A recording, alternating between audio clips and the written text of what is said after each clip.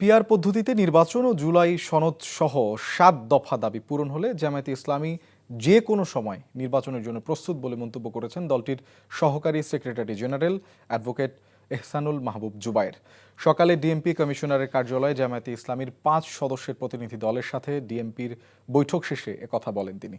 বলেন, রাজনৈতিক ইতিহাসে জামায়াতে ইসলামীর সবচেয়ে বড় সমাবেশ অনুষ্ঠিত হবে। আশা করছেন কয়েক লক্ষ লোকের সমাবেশ হবে এখানে।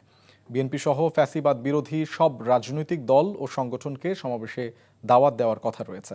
ডিএমপি থেকে সমাবেশের নিরাপত্তা সহ সার্বিক বিষয়ে সহযোগিতার আশ্বাস পাবার কথাও জানান তিনি।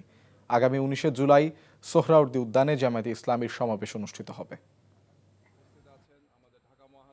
নিরাপত্তাজনিত বিষয়গুলোকে ওনারা এনশিওর করবেন, আশ্বস্ত করেছেন। আমরা ওনাদেরকে অবহিত করেছি আমাদের পরিকল্পনা।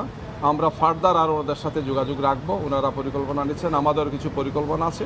দুটো মিলেই একটি সুন্দর, সুষ্ঠু এবং শান্তিপূর্ণভাবে এই জাতীয় সমাবেশটি যাতে অনুষ্ঠিত হয়, আমরা সেই ব্যাপারে একটি কার্যকর পরিকল্পনা নিয়েছি এবং সেটা বাস্তবায়ন হবে ইনশাআল্লাহ।